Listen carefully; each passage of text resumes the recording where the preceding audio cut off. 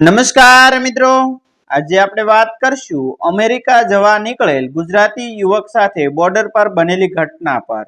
ઉત્તર ગુજરાતના એક અંતરિયાળ વિસ્તારમાં જ્યાં સવાર સૂર્યના કિરણો સાથે નહીં પરંતુ ગાયોના ઘંટીના અવાજ સાથે થતી હતી અને જ્યાં માણસની ઓળખ તેની પાસે કેટલી જમીન છે તેના કરતાં તેના પશુઓ પ્રત્યેની લાગણીથી થતી હતી, ત્યાં રાકેશ નામનો 32 વર્ષનો યુવક પોતાના પરિવાર સાથે રહેતો હતો। પરિવારનો મુખ્ય વ્યવસાય પશુપાલનનો હતો। ઘરમાં મોટી મોટી વાતો થતી નહોતી, પરંતુ મહેનતની કોઈ કમી નહોતી। રાકેશના પિતા દેવજીભાઈ આખી જિંદગી પશુઓની સેવા કરતા આવ્યા હતા। વહેલી સવારે ઉઠવું, પશુઓને સારો નાખવો, દૂધ દોહવું, બજારમાં દૂધ પહોંચાડવું અને સાંજ પડતા ફરી આખા વાડાની સંભાળ લેવી, તેમની જિંદગીનો આ જ ક્રમ હતો। દેવજીભાઈ માનતા હતા કે માણસે પોતાના હાથનું કામ છોડવું નહીં, કારણ કે મહેનતથી મળેલો નાનો રોટલો પણ બીજાના ભરોસે મળેલા મોટા ભોજન કરતાં વધારે સંતોષ આપે છે।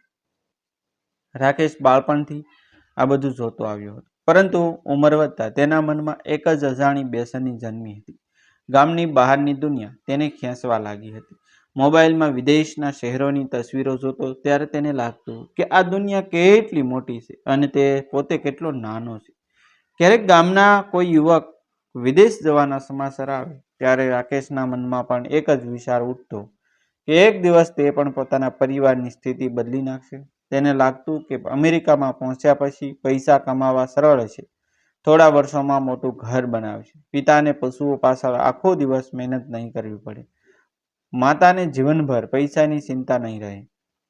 આ સપનું ધીમે ધીમે તેની ઈચ્છામાં ફેરવાઈ ગયું, પરંતુ તેના મનની એવી જીદ બની ગયું જેને સમજવી તેના પરિવાર માટે મુશ્કેલ બની ગઈ। એક રાત્રે ઘરમાં બધા સૂવાની તૈયારી કરી રહ્યા હતા ત્યારે રાકેશે પોતાના પિતાની સામે બેસીને ધીમા અવાજે કહ્યું કે પપ્પા, હવે હું કંઈક મોટું કરવા માંગુ છું। દેવજીભાઈ દીકરાના ચહેરા સામે જોયું, તેમને સમજાઈ ગયું કે વાત સામાન્ય નહોતી। તેમણે શાંતિથી પૂછ્યું, મોટું એટલે શું? રાકેશે કહ્યું કે મારે વિદેશ જવું છે, મારે અમેરિકા જવું છે, અહીં રહીને હું આખી જિંદગી આ જ કામ કરતો રહીશ, હું કંઈક અલગ કરવા માંગુ છું। દેવજીભાઈ થોડા સમય સુધી ચૂપ રહ્યા, પછી તેમણે દીકરાના ખંભા પર હાથ મૂકીને કહ્યું કે બેટા, મોટું થવા માટે દૂર જવું જરૂરી નથી, તું અહીંથી શરૂઆત કર, તને જે કામ કરવું હોય તે કર, ધીમે ધીમે આગળ વધ, અમે તારી સાથે છીએ, પરંતુ કોઈ ઉતાવળમાં એવો રસ્તો પસંદ ન કરજે જેમાં તારી જિંદગી જોખમમાં પડી। રાકેશે પિતાની વાત સાંભળી, પરંતુ તેના મનમાં પહેલેથી જ બીજું કંઈક નક્કી થઈ ચૂક્યું હતું। તેને લાગતું હતું કે પિતાની સલાહ જૂના સમયની છે અને આજના સમયમાં સફળ થવા માટે જોખમ લેવું જ પડે। તે રાત્રે દેવજીભાઈએ દીકરાને ફરી સમજાવ્યું, તારે જવું હોય તો કાયદેસર રીતે જા, સમય લાગશે તો લાગવા દે, પરંતુ રસ્તો સાચો હોવો જોઈએ। રાકેશે માથું હલાવ્યું, પરંતુ તેની આંખોમાં પિતાની વાત સ્વીકારવાની શાંતિ નહોતી। મધરાત નજીક આવી, ઘરમાં બધાને લાગ્યું કે હવે રાકેશ પણ સૂઈ ગયો હશે, પરંતુ તે પોતાના રૂમમાં બેસીને બેગમાં થોડા કપડાં મૂકી કાગળો અને મોબાઈલ મૂકી રહ્યો હતો। એક ક્ષણ માટે તેણે ઘરની દિવાલો તરફ જોયું। આ જ ઘરમાં તેનું બાળપણ ગયું હતું, આ જ આંગણામાં તેણે પિતાની સાથે દોડતા પશુઓ પાછળ ભાગવાનું શીખ્યું હતું, આ જ ઘરની બહાર બેસીને માતાએ તેને અનેક વખત ભોજન કરાવ્યું હતું, છતાં એ ક્ષણે તેનું મન કહેતું હતું કે જો આજે નહીં નીકળું તો કદાચ ક્યારેય નહીં નીકળી શકું। રાકેશે દરવાજો ધીમેથી ખોલ્યો અને કોઈને જગાડ્યા વિના બહાર નીકળી ગયો। ગામની શેરીમાં અંધકાર હતો, દૂર ક્યાંક કૂતરાના ભસવાનો અવાજ આવતો હતો। રાકેશ થોડા પગલાં ચાલ્યો અને એક ક્ષણ માટે પાછળ વળીને પોતાના ઘરને જોયું। તેને લાગ્યું કે કદાચ પિતા જાગી જશે અને તેને પાછો બોલાવશે, પરંતુ કોઈ અવાજ આવ્યો નહીં। તેણે આંખો નીચે કરી અને આગળ વધી ગયો। તેને ખબર નહોતી કે આ એક રાતનો નિર્ણય તેની જિંદગીનો સૌથી મોટો વળાંક બનવાનો હતો। શહેર પહોંચ્યા પછી તેની મુલાકાત એવા માણસ સાથે થઈ જેને તે એક ઓળખીતાના મધ્યમાંથી મળ્યો હતો। એ માણસ પોતાને વિદેશ મોકલવાનું કામ કરતો હોવાનું કહેતો હતો। તેણે રાકેશને વિશ્વાસ અપાવ્યો કે યોગ્ય વ્યવસ્થા કરવામાં આવશે અને કોઈ મુશ્કેલી નહીં પડે। રાકેશે પૈસાની વ્યવસ્થા કરી, પરિવાર પાસેથી લીધેલા પૈસા, પોતાની બચત અને કેટલાક ઉધાર મળીને તેણે મોટી રકમ એકઠી કરી।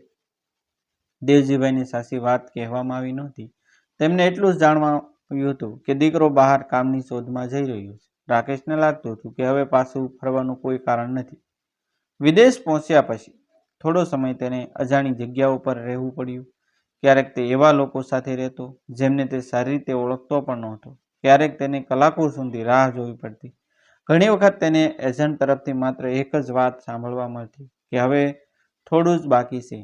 રાકેશ પોતાના મનમાં અમેરિકાની કલ્પના કરતો. તે વિચારતો કે એક દિવસ પોતાના પિતાને ફોન કરીને કહેશે કે પપ્પા, હું પહોંચી ગયો. પરંતુ જે રસ્તો તે પસંદ કરી રહ્યો હતો તેમાં કાયદો, સુરક્ષા અને પોતાના જીવનની કિંમત કરતાં એક જ બાબત મોટી બની ગઈ હતી: અમેરિકાનું સપનું. સમય પસાર થતો ગયો અને એક દિવસ તેને કહેવામાં આવ્યું કે હવે તેને સરહદ નજીક લઈ જવામાં આવશે. રાકેશને ફરી એકવાર સમજાવવામાં આવ્યું કે શું કરવું, ક્યાં ઊભા રહેવું અને કઈ દિશામાં આગળ વધવું. તેને કહેવામાં આવ્યું કે એક ચોક્કસ સમયે તે આગળ વધશે અને પછી બધું સરળ થઈ જશે. રાકેશના મનમાં ભય હતો, પરંતુ વર્ષોથી જોયેલું સપનું તેની અંદરના ભય કરતાં મોટું લાગતું હતું. રાત ગાઢ બની રહી હતી, ઠંડી વધતી જતી હતી. આસપાસનો વિસ્તાર નિર્જન લાગતો હતો. વાહનોમાંથી ઉતર્યા પછી રાકેશે થોડા સમય માટે અંધકારમાં ઊભા રહીને આસપાસ જોયું. એજન્ટે તેને ફરીથી સૂચના આપી અને પાછો વળી ગયો. રાકેશે મોબાઈલમાં સમય જોયો. રાતના લગભગ 2:30 વાગ્યા હતા. તે ક્ષણે તેને પહેલીવાર સાસે સમજાયું કે હવે તેની આસપાસ કોઈ પરિવારનો માણસ નથી, કોઈ ઓળખીતોય નથી અને કોઈ એવો વ્યક્તિ નથી જે મુશ્કેલ પડે તો તરત તેની મદદ કરી શકે. છતાં તેણે પોતાને સમજાવ્યું કે હવે પાછું ફરવું શક્ય નથી. તેણે ધીમે ધીમે આગળ વધવાનું શરૂ કર્યું. ઠંડી હવા તેના ચહેરા પર અથડાઈ રહી હતી. હાથ ધ્રુજી રહ્યા હતા, એના પગ ભારે લાગતા હતા. છતાં દરેક પગલું તેને પોતાના સપનાની નજીક લઈ જઈ રહ્યું હતું એવું તેને લાગતું હતું. થોડે દૂર તેને સરહદનો વિસ્તાર દેખાયો. તેના મનમાં એક જ વિચાર આવ્યો કે બસ હવે થોડા પગલાં બાકી છે. તેણે પોતાના પિતાનો ચહેરો યાદ કર્યો.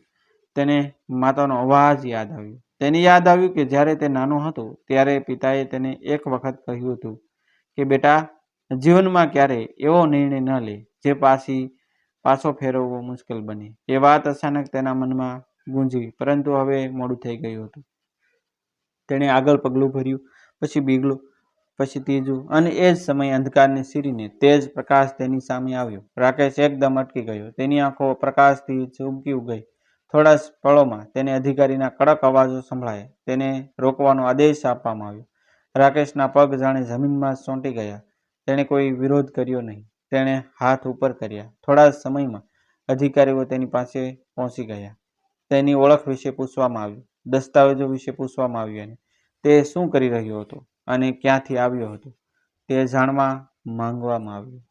રાકેશના મોઢામાંથી શબ્દો મુશ્કેલીથી નીકળતા હતા. તેણે માત્ર એટલું કહ્યું કે તેને એક એજન્ટ અહીં સુધી લાવ્યો હતો અને તેને આગળ શું થવાનું હતું તેની સંપૂર્ણ જાણ નહોતી. પરંતુ અધિકારીઓ માટે આ કોઈ અંતિમ જવાબે પણ નહોતો. પૂછપરછ આગળ વધતી ગઈ. રાકેશને પોતાની સ્થિતિનો ખરો અહેસાસ થવા લાગ્યો. જે વ્યક્તિએ તેને અહીં સુધી પહોંચાડ્યો હતો તે ત્યાં નહોતો. જે લોકો તેને આશ્વાસન આપતા હતા કે બધું સરળ રહેશે, તેઓમાંથી કોઈ તેની બાજુમાં નહોતું. જે પૈસા તેણે આપ્યા હતા તેની કોઈ ખાતરી હવે તેની પાસે નહોતી. અને સૌથી મોટી વાત એ હતી કે જે દેશનું સપનું જોઈને તે પોતાના ઘરેથી નીકળ્યો હતો તે દેશની સરહદ સુધી પહોંચ્યા પછી પણ તે ત્યાં કાયદેસર રીતે પહોંચી ગયો છે એવું કહી શકાતું નહોતું. રાકેશને કસ્ટડીમાં લેવામાં આવ્યો. એક અધિકારીએ તેની વસ્તુઓની તપાસ કરી. બીજા અધિકારીએ તેની માહિતી નોંધાવી શરૂ કરી. રાકેશ શાંત હતો, પરંતુ અંદરથી તૂટી રહ્યો હતો. તેને વારંવાર પોતાના પિતાની વાત યાદ આવતી હતી. તારે જવું હોય તો કાયદેસર રીતે જા. આ શબ્દો હવે તેના કાનમાં કોઈ સામાન્ય સલાહની જેમ નહીં, પરંતુ એક કડવી સચ્ચાઈની જેમ વાગી રહ્યા હતા. આખી રાત તેની આંખોમાં ઊંઘ નહોતી. તે એક ખુરશી પર બેઠો હતો અને સામેની દિવાલને જોતો હતો. તેના મનમાં વારંવાર એક જ પ્રશ્ન આવતો હતો કે જો તે એ રાત્રે પિતાની વાત માની લેત તો આજે ક્યાં હોત? કદાચ ગામમાં જ હોત, કદાચ પશુઓ વચ્ચે હોત, કદાચ કોઈ નાનું કામ શરૂ કર્યું હોત, કદાચ ધીમે ધીમે આગળ વધ્યો હોત. પરંતુ ઓછામાં ઓછું પોતાના ઘરના દરવાજેથી નીકળતી વખતે તેને પાછળ જોઈને ડરવું પડ્યું ન હોત. હવે તેની સામે પ્રક્રિયા હતી અને તેના ભવિષ્ય વિશે નિર્ણય બીજાઓ લેવાના હતા. રાકેશને લાગતું હતું કે કદાચ થોડા સમયમાં કોઈ રસ્તો નીકળશે અને તે અમેરિકામાં પ્રવેશી જશે. પરંતુ પરિસ્થિતિની કલ્પના કરતાં અલગ હતી. તેની પાસે પોતાના કાયદેસર પ્રવેશનો પુરાવો નહોતો. તેની વાત સાંભળવામાં આવી તેની માહિતી લેવામાં આવી અને પછી તેની આગળની કાર્યવાહી માટે રાખવામાં આવ્યું. દિવસ પસાર થયો. રાકેશે પહેલીવાર પોતાના પરિવારને ફોન કરવાની તક મેળવી. ફોન હાથમાં લેતા જ તેની આંગળીઓ ધ્રુજી ગઈ. તેણે પિતાનો નંબર જોયો, પરંતુ ફોન કરવાની હિંમત થતી નહોતી. અંતે તેણે ફોન કર્યો. સામે દેવજીભાઈનો અવાજ આવ્યો. ક્યાં છે બેટા? રાકેશ થોડા સેકન્ડ સુધી બોલી શક્યો નહીં. પછી ધીમેથી કહ્યું કે પપ્પા, હું મુશ્કેલીમાં છું. પિતાએ તરત પૂછ્યું, શું થયું? રાકેશે બધું કહી દીધું. થોડા સમય માટે બંને તરફ મૌન છવાઈ ગયું. રાકેશને લાગ્યું કે પિતા ગુસ્સે થશે, કદાચ કહેશે કે મેં તને સમજાવ્યો હતો. પરંતુ દેવજીભાઈ એવું કશું કહ્યું નહીં. તેમણે માત્ર એટલું પૂછ્યું, બેટા તું ઠીક છે ને? આ એક પ્રશ્ન રાકેશની અંદરથી વર્ષોથી દબાયેલું બધું તોડી નાખ્યું. તેની આંખોમાંથી આંસુ નીકળી ગયા. તેણે કહ્યું કે પપ્પા, મેં તમારી વાત માની હોત તો સારું થયું હોત. દેવજીભાઈએ ધીમા અવાજે કહ્યું કે હવે ભૂલ વિશે વિચારતો નહીં. પહેલાં તું સુરક્ષિત રહેજે. ઘરનો રસ્તો ક્યારેય બંધ થતો નથી. રાકેશે ફોન બંધ કર્યો ત્યારે તેના મનમાં પહેલીવાર અમેરિકાથી વધારે પોતાના ઘરની યાદ આવી. હવે તેની પાસે પૈસા, મોટું ઘર કે વિદેશી શહેરોની ચમક યાદ આવતી નહોતી. તેને માત્ર પોતાના વાડામાં ઉભેલા પશુઓ યાદ આવતા હતા, માતાની રસોઈ યાદ આવતી હતી, પિતાના થાકેલા હાથ યાદ આવતા હતા અને તે રાત યાદ આવતી હતી જ્યારે તે કોઈને કહ્યા વગર ઘરેથી નીકળી ગયો હતો. થોડા સમય પછી તેને જાણ થઈ કે તેની સ્થિતિ એવી હતી જેમાં તેને અમેરિકામાં રહેવાની મંજૂરી મળવાની શક્યતા અત્યંત અનિશ્ચિત હતી. અંદર પ્રક્રિયા આગળ વધી અને તેના માટે પરત મોકલવાની વ્યવસ્થા થવા લાગી. જે યુવક થોડા કલાકો પહેલા પોતાને અમેરિકાની જમીન પર પહોંચેલો માનતો હતો, તે હવે પાછો જવાની રાહ જોઈ રહ્યો હતો. વિમાનમાં બેઠો ત્યારે તેણે બારીમાંથી બહાર જોયું. તેની આંખો સામે વાદળ હતા, પરંતુ મનમાં પોતાના ગામની ધૂળ હતી. તેને લાગ્યું કે માણસ ક્યારેક જે વસ્તુ મેળવવા માટે આખું જીવન દાવ પર લગાવી દે છે ને, તે વસ્તુની કિંમત ત્યારે સમજાય છે જ્યારે તે હાથમાંથી સરકી જાય. ભારત પરત ફર્યા પછી રાકેશ સીધો પોતાના ગામ તરફ ગયો. સવારનો સમય હતો. ગામની ઓળખીતી ગલીઓ ફરી સામે આવી. વાડામાંથી પશુઓના અવાજો આવી રહ્યા હતા. તે થોડા સમય માટે રસ્તા પર ઊભો રહ્યો. આ જ રસ્તે તે એક રાત્રે કોઈને કહ્યા વગર નીકળી ગયો હતો. હવે એ જ રસ્તે તે પાછો ફર્યો હતો. ઘરનો દરવાજો ખુલ્યો. દેવજીભાઈ બહાર આવ્યા. બંને એકબીજાને જોતા રહ્યા. રાકેશે કંઈ બોલ્યા વગર પિતાના પગ પકડી લીધા. દેવજીભાઈએ તેને ઊભો કર્યો અને ગળે લગાવી લીધો. ત્યાં કોઈ મોટી વાત નહોતી, કોઈ ઉપદેશ નહોતો, કોઈ ફરિયાદ નહોતી. માત્ર એક પિતાના હાથ દીકરાના માથા પર હતા અને એક દીકરાની આંખોમાં પસ્તાવો હતો. થોડા સમય પછી દેવજીભાઈ કહ્યું કે હવે ફરીથી શરૂઆત કર. રાકેશે માથું ઊંચું કરીને પિતાની સામે જોયું. આ વખતે તેની આંખોમાં વિદેશ જવાની જીદ નહોતી. તેણે ધીમેથી કહ્યું કે પપ્પા, હું અહીંથી જ કંઈક મોટું કરીશ. એ દિવસ પછી રાકેશે પોતાના જીવનને અલગ રીતે જોવાનું શરૂ કર્યું. તેણે સમજ્યું કે મોટું સપનું જોવું ખોટું નથી, પરંતુ સપનું પૂરું કરવા માટે ખોટો રસ્તો પસંદ કરવો જીવનની એવી જગ્યાએ લઈ જાય છે કે જ્યાંથી પાછા આવવું પણ મુશ્કેલ બની જાય છે. તેણે પોતાના પરિવારના પશુપાલનના વ્યવસાયમાં નવી રીતે અજમાવવાનું શરૂ કર્યું. દૂધના વ્યવસાયને વધુ વ્યવસ્થિત બનાવ્યું. પશુઓની સંભાળ માટે નવી પદ્ધતિઓ શીખી. સ્થાનિક બજારની બહાર વેચાણના રસ્તા શોધ્યા. શરૂઆત ધીમી હતી, પરંતુ આ વખતે તે ઉતાવળમાં નહોતો. થોડા મહિનાઓ પછી તેની આવકમાં ફેરફાર થવા લાગ્યો. તેને સમજાયું કે સફળતા માત્ર દેશ બદલવાથી મળતી નથી. સફળતા માટે વિચાર બદલવો પડે છે, મહેનત કરવી પડે છે અને યોગ્ય માર્ગ પસંદ કરવો પડે છે. ક્યારેક જીવન આપણને તે વસ્તુથી દૂર લઈ જાય છે જેને આપણે સૌથી વધુ મેળવવા માંગીએ છીએ, કારણ કે કદાચ એ જ ઘટના આપણને એ સમજવા માટે જરૂરી હોય છે કે આપણે ખરેખર શું ગુમાવી રહ્યા હતા. રાકેશ માટે સરહદ પરની એ રાત આખી જિંદગીની યાદ બની ગઈ. જ્યારે પણ તે પોતાના વાડાની બહાર ઊભો રહીને દૂર રસ્તા તરફ જોતો, ત્યારે તેને એ અંધારી રાત યાદ આવતી. ઠંડી હવા, અજાણ્યો રસ્તો, તેજ લાઇટો અને અધિકારીઓનો કડક અવાજ. તેને યાદ આવતું કે અમેરિકા પહોંચવાનું સપનું તેની સામે હતું, છતાં માત્ર થોડા પગલાં પહેલાં જ બધું અટકી ગયું હતું. પરંતુ આજે તે ઘટનાને પોતાના જીવનની હાર માનતો નહોતો. તે તેને એક એવી સતાવણી માનતો હતો જે તેને સમયસર મળી ગઈ હતી. કારણ કે જો તે રાત્રે આગળના થોડા પગલાં ભર્યા હોત ને, તો કદાચ તેની જિંદગીની દિશા વધુ મુશ્કેલ બની હોત. તેને હવે સમજાયું હતું કે સરહદ માત્ર બે દેશોની વચ્ચેની લાઈન નથી હોતી. જીવનમાં કેટલીક સરહદો એવી હોય છે જેને પાર કરતા પહેલા માણસે વિચારવું પડે છે કે તેની પાછળ શું છે અને આગળ શું છે. રાકેશે પોતાના અનુભવ વિશે ગામના કેટલાક યુવકોને પણ સમજાવવાનું શરૂ કર્યું. તે તેમને કહેતો કે વિદેશ જવાનું સપનું જોવું ખોટું નથી, પરંતુ કોઈ અજાણ્યા માણસના વસન પર પોતાની જિંદગી અને પરિવારની બચત દાવ પર લગાવી એ સમજદારી નથી. કાયદેસર માર્ગ લાંબો હોય તો પણ રાહ જોવી જોઈએ. પૈસા વધારે લાગે તો પણ યોગ્ય પ્રક્રિયા પસંદ કરવી જોઈએ, કારણ કે એક ખોટો નિર્ણય માત્ર પૈસા નહીં પરંતુ પરિવારનો વિશ્વાસ, માનસિક શાંતિ અને ક્યારેક આખું ભવિષ્ય છીનવી શકે છે.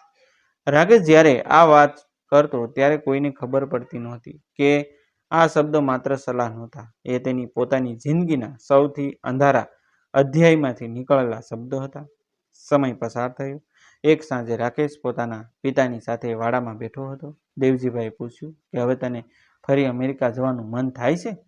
રાકેશ થોડું હસ્યો અને બોલ્યો કે પપ્પા, સપનું જોવાનું મેં છોડ્યું નથી, પરંતુ હવે સપનું પૂરું કરવા માટે રસ્તો પણ સાચો પસંદ કરીશ. દેવજીભાઈ દીકરાની તરફ જોયું અને ધીમેથી કહ્યું કે હવે તું સાસે મોટો થયો. રાકેશના ચહેરા પર શાંતિ આવી ગઈ.